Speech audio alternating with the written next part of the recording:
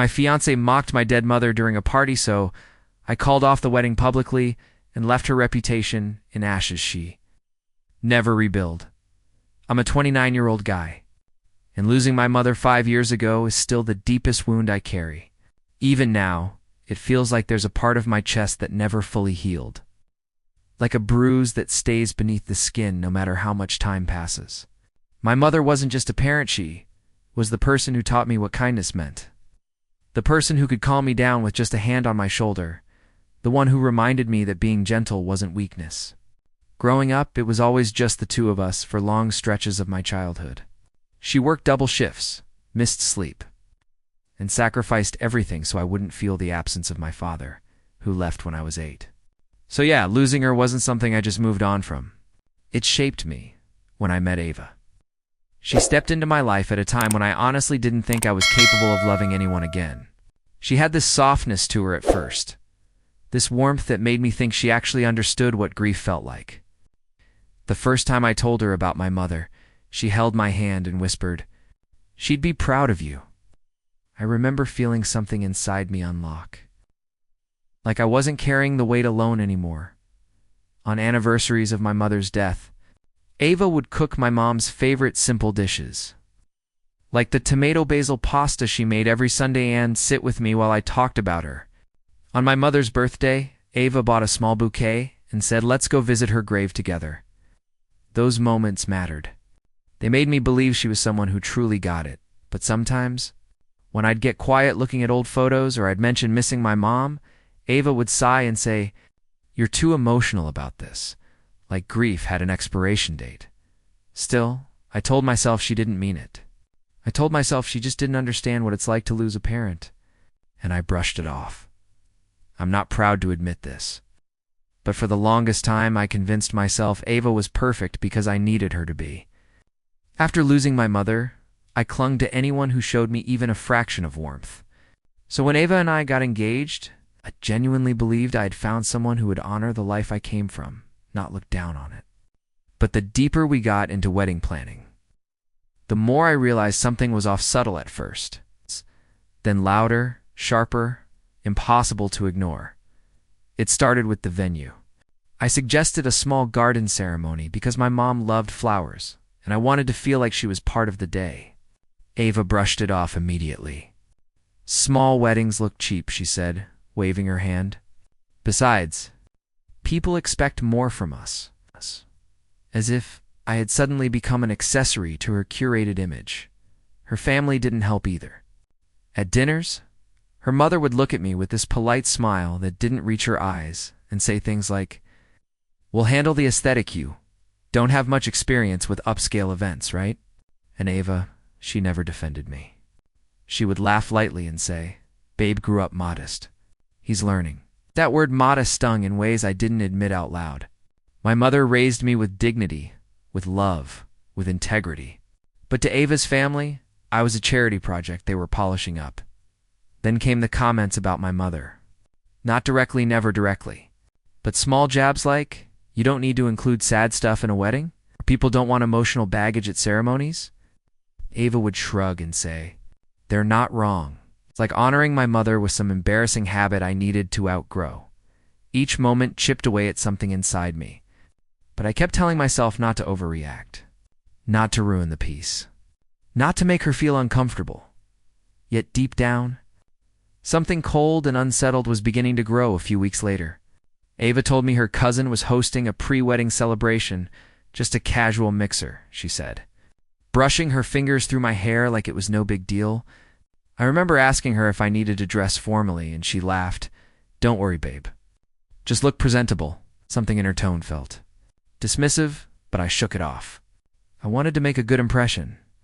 I wanted her family to see who I really was, not the version they kept inventing in their heads. When we arrived, though, I realized casual meant something completely different in her world. The house was massive, floor-to-ceiling windows, polished marble floors, waiters in black uniforms handing out champagne like it was water. Everyone looked effortlessly expensive. People mingled with designer labels draped over them like second skin. I suddenly felt like someone had thrown me into a movie I didn't audition for. Ava walked ahead of me like she belonged there, chin up, shoulders back, barely glancing to see if I was keeping up.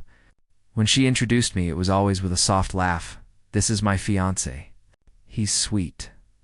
Very grounded, modest, sweet. All code words for he's not one of us. I tried to blend in. But I kept hearing small snippets of conversations. Someone whispered, "He seems simple." Another said, "At least he's polite." One man actually smirked and asked, "So what do you do?" Emphasizing the last word, like it determined my worth. But the moment that twisted my stomach was when I overheard Ava say, "He grew up in a humble household, but he's learning. I'm teaching him." Everyone around her laughed. I froze. My ears went hot. My throat tightened. That wasn't teasing. That was humiliation. When I confronted her quietly, she rolled her eyes. "Don't be sensitive." They were just joking, but something inside me whispered, this wasn't a joke. And it wasn't the last time she'd make me feel small. I tried to shake off the discomfort from that mixer, but the uneasiness clung to me like static. I kept telling myself Ava wouldn't genuinely look down on me, that maybe I'd misheard. Or maybe she was nervous and trying to impress her family. But a week later, that illusion shattered in a way I wasn't prepared for. We were at another family gathering, a smaller one this time, just her parents, an aunt, and 2 cousins. I thought it would feel more relaxed, less performative. I was wrong. I stepped away to take a call from work, and when I came back, I heard Ava mid-sentence. Her voice had that airy, joking tone she used at parties. His mother wasn't really an achiever anyway. She kept him too sheltered. Sweet woman, but limited. He chuckled politely. I stopped dead in the doorway. My mother, the woman who sacrificed every breath she had for me, being reduced to limited by a woman who had never worked a day without her family's money behind her. Ava didn't see me at first. She continued, casually swirling her wine glass. "Honestly, he needs a push. I'm helping him evolve." His mom meant well, but didn't prepare him for bigger circles. Aunt Elise murmured, "Well, thank goodness he has you now." They all smiled like she was a savior. My chest tightened so hard I could barely breathe. When I finally stepped forward, Ava blinked, startled. "Oh, babe, we were just talking about you," she said with that bright, performative grin. "I heard," said quietly. She laughed, brushing it off. "Oh, come on, it was just light teasing. Don't be dramatic." But her eyes didn't show remorse. They showed annoyance, like I was the one creating inconvenience. I didn't argue. I didn't make a scene. I just sat down politely, pretending nothing happened, while every word burned like acid in my head. That was the moment I realized something darker. Ava didn't misunderstand my mother. She disrespected her, and she didn't slip once. This had been growing. I just hadn't wanted to see it. A few days after that dinner, I was still replaying Ava's words in my head, trying to make sense of how someone who once held me during grief could speak so casually about the woman who raised me. I kept trying to convince myself it was a misunderstanding, that maybe she was nervous. Maybe she said the wrong thing. Maybe I was reading too deeply into it. But the truth was already unraveling, and the moment it finally hit me, it felt like someone ripped the floor out from under my feet. It happened on a quiet evening in our apartment. Ava was in the shower, and her phone buzzed twice on the counter. Normally, I never touched her phone. I respected privacy almost to a fault. But the notifications popped up on the lock screen, and my eyes caught the words before I could look away. Bridesmaids group chat. New messages from Ava. I don't know why my heart suddenly slammed against my ribs, but I tapped the notifications. Maybe I shouldn't have. But if I hadn't, I might still be walking toward a wedding with a woman who despised the deepest parts of me. The first message I saw was Ava's. He's still wearing that tragic little locket with his mom's picture. I swear it's like dating a walking memorial. My breath stopped. Another message popped up from her friend. "Brianna, girl, it's kind of weird he visits her grave so much." And Ava replied almost instantly, "I know. I'm hoping once we're married I can train him out of the emotional mama's boy phase." Train me. Train me out of my grief. Train me out of loving my mother. My hands went cold. The room felt smaller, tighter, like the walls leaned in. Then I scrolled more screenshots. More insults, more comments mocking how I talk about my mother, how I cry on her anniversaries, how I cling to dead weight. Oh, dead weight. That's what she called my mother. The twist wasn't just that she mocked my grief. It was that this wasn't a one-time slip. It was a pattern, a secret life. And that was the moment something inside me snapped, quietly but decisively. After reading those messages, something inside me changed. It wasn't loud. It wasn't explosive. It was quiet. A cold, steady kind of clarity. The kind that shows up when you finally stop lying to yourself. For 2 days, I barely spoke. To Ava. And she barely noticed she was too busy finalizing details for another pre-wedding event her family was throwing. She called it a celebration of unity. I remember thinking, unity of what? Her ego and her family's approval? Because it definitely wasn't us. When we arrived, the party was even bigger than the last one, like some kind of social showcase. Chandeliers lit up the room in warm gold, but everything still felt cold. The air smelled like perfume, champagne, and artificial niceness. Laughter floated around like background noise in a movie I didn't want to be in. Ava looked perfect. On the outside, hair curled, dress expensive, smile clean and sharp. But now, all I could see were the messages. The venom hiding behind her curated sweetness. Within minutes, Ava tugged on my wrist and whispered, "Stick close, okay? My family wants to hear you say something appreciative later. Don't make it awkward. Appreciative." She wanted me to thank the people who openly belittled my childhood. Later in the evening, she nudged me toward the center and said loudly, "Everyone, my fiancé has something to say." Her smile was bright, but her eyes were warning me. "Just be grateful," she hissed under her breath. Before I could speak, her cousin half-drunk smirked and asked, "Hey man, do you still talk to spirits, or just your mom?" A few people giggled, and Ava, my fiancé, laughed the loudest. "He's obsessed with his dead mother," she said as if it were a punchline. "It's honestly exhausting." The laughter hit me like a slap. My ears rang. The room blurred for a moment.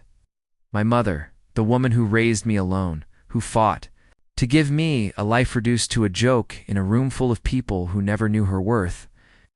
I didn't explode. I didn't shout. I just stood there, silent, feeling something inside me break. Cleanly. And that was the moment I realized this wasn't disrespect anymore. This was cruelty. I walked away from that circle of laughter before anyone could see the expression on my face crumble. The hallway outside the ballroom was dimmer. It's quieter, just soft yellow lights reflecting off polished floors, and the moment I stepped into it, my knees almost buckled. I found the nearest bathroom and locked myself inside, gripping the edge of the sink like it was the only thing keeping me upright. My reflection in the mirror looked foreign eyes, glassy, jaw clenched, shoulders trembling. I felt like a child again. The night my mother died. When the world suddenly felt too big and too cold for me to survive. My voice cracked when I whispered, "Mom, I'm sorry," because somehow it felt like I'd failed her. Failed to protect her memory. Failed to stand up for her. Failed to recognize the woman I was about to marry for who she really was. I heard laughter echo faintly from the hall, muffled through the door. Then Ava's voice clear enough to cut. "He's so dramatic. He'll get over it. He always does." And someone, maybe her cousin, replied, "You sure you want to marry that?" Ava snorted. "Once we're married, he'll have to adapt. Trust me, have to adapt." Like I was a stray she planned to domesticate. I slid down against the wall, sitting on the cold tile floor, and for the first time since my mother's funeral, I broke. Silent tears, shaking breaths. A kind of pain that doesn't scream, it just sinks, heavy and suffocating like you're drowning slowly. I'd never felt more alone, more ashamed, or more unlovable than in that moment. Everything hit me at once, the group chat, the insults, the laughter, her voice mocking the one person who gave me everything. And the worst part, I'd been willing to marry her. To build a life with someone who found humor in my deepest wound. When I finally stood up, wiping my face with a trembling hand, something inside me had changed, not healed. Not yet. but hardened. And I knew, whatever happened next, I couldn't keep pretending everything was fine. When I walked out of that bathroom, something inside me felt different, like a switch had flipped. The pain was still there, raw and pulsing, but it had settled beneath a layer of clarity I'd never felt before. The hallway seemed quieter than before, almost eerily so, and every sound from the ballroom felt distant, like it belonged in someone else's life. My footsteps echoed softly as I made my way back toward the party, but the heaviness in my chest was gone. It had been replaced by something colder, steadier. I wasn't going to cry anymore. Not for her, not for them. When I stepped back inside, Ava spotted me instantly. She walked over with that annoyed little smile she used whenever she thought I was making things awkward. "There you are," she whispered sharply. "Are you done sulking? People are asking where you went." I looked at her and for the first time, I didn't see the woman I thought I loved. I saw entitlement wrapped in designer fabric, saw mockery behind mascara, saw someone who never had any intention of respecting me or my mother. But I didn't argue. I didn't defend myself. I just nodded. I said quietly, "I'm back." She seemed relieved, almost triumphant, like she'd won some invisible battle. "Good," she said, looping her arm through mine. "We should make our rounds, and later you're going to say a few words to my family, okay? Something appreciative?" I didn't react, didn't flinch. I simply said, "Sure." And in that moment of calm agreement, I saw her relax completely. She thought I was folding. She thought the quiet meant defeat. She had no idea what was coming. I spent the next hour walking through that room with her, but I wasn't really with her. I was observing, watching the faces that had laughed at me, remembering every conversation, every insult, every time she diminished me to feel superior. I thought about my mother, about what she would tell me to do, about the dignity she raised me with. And then, when I felt the timing settle into place, I walked up to the host Eva's wealthy cousin and asked politely, "Hey, mind if I make a quick announcement? Just something from the heart?" He smiled and clapped my shoulder. "Of course, man. The mic is all yours." Behind me, Ava beamed brightly, unaware of the storm she was standing in the center of view. When the microphone touched my hand, the room shifted. People turned, conversations dipped into silence, and a soft hum of anticipation rippled through the crowd. Ava stepped closer to me, her smile polished and gleaming, practically sparkling with pride. She thought this was her moment. Ace thought I was about to praise her. She thought everything was still under her control. I cleared my throat. "I want to say something," I began, my voice steadier than I expected. "Something about the person who shaped me." A few people nodded politely. Ava squeezed my arm like she was guiding me through a script. I gently removed her hand. "My mother," continued, "was the kindest person I've ever known. She worked herself to the bone to give me a chance at a better life. She taught me to love, to protect the people I care about, to treat everyone with respect, especially the dead who cannot defend themselves." There was a subtle shift. A few eyebrows rose. Ava's smile wavered. "That's why," I said slowly, "it has been painful. To hear the way some people in this room talk about her and about me." A whisper moved through the room like a current. I reached into my pocket and held up my phone. Over the past few weeks, I've seen messages, comments, jokes made behind my back. Jokes about how I grieve, about how I visit her grave. About this, I lifted the locket around my neck. This picture of my mother that I carry. Ava's face drained of color. She mouthed, "Stop." I didn't. I tapped the phone. "Let me read a few lines." And I did. Word for word, her exact messages, her bridesmaids' replies, her laughter, her insults. The room froze, every guest still as glass. Ava lunged forward, whispering harshly, "Are you insane? Put that away." But I kept going.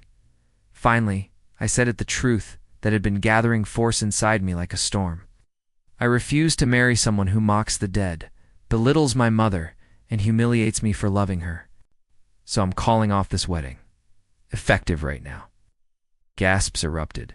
Someone dropped their drink. "Ah!" A chair scraped loudly. And Ava. She stood there, stunned, shaking, Her perfect smile shattered entirely. Asterisk, I hope. I added softly, you learn what real love looks like someday. But I wasn't sure she ever would.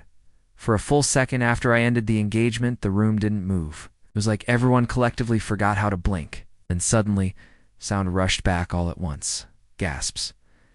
Whispers, someone muttering, "Oh my God," the clatter of a glass hitting the floor. But the loudest sound came from Ava. She grabbed my arm with a trembling hand and hissed, "What the hell are you doing? You're humiliating me." Her voice cracked, not with sadness, but with outrage, pure shocked entitlement. I pulled my arm away. "I'm telling the truth." "No," she snapped, teeth clenched. "You're twisting things. You're being emotional like always." Her voice rose sharply. "Everyone knows you're sensitive." "He's lying," she shouted to the crowd. But people weren't buying it. Her bridesmaids exchanged uneasy glances. One of them, Brianna, whispered something to another and quickly put her phone in her purse like she didn't want to be caught with more evidence. A few older relatives looked at Ava with open disappointment. Her aunt folded her arms and muttered, "This is disgraceful." Someone near the back said, "We saw the messages." And another cousin added under his breath, "She really said those things." Ava spun around, realizing the room wasn't on her side anymore. Panic spread across her face, cracking through her usual bubbly facade. "He's making this up. Those screenshots, he must have edited them." I handed the microphone to her cousin, the host, and said calmly, "If you doubt it, check the group chat on her phone." The cousin raised an eyebrow and held out his hand. "Ava?" She stepped back like he'd pointed a weapon at her. That's when murmurs started to turn into judgment. Why won't she show it? Was she really mocking his dead mother? That's so messed up. The social tide shifted at lightning speed. Then came the final blow. The host connected my screenshots to his laptop and projected them onto the large display screen meant for wedding slideshows. Message after message appeared larger than life, her insults, her cruelty, her exact words. The room fell into a heavy, suffocating silence.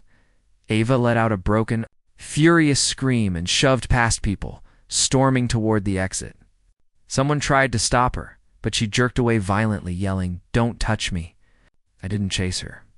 I didn't say another word. I simply turned, walked out of that glittering room, and let the door shut behind me while the chaos swallowed everything I left behind. The days that followed felt strangely quiet, not peaceful.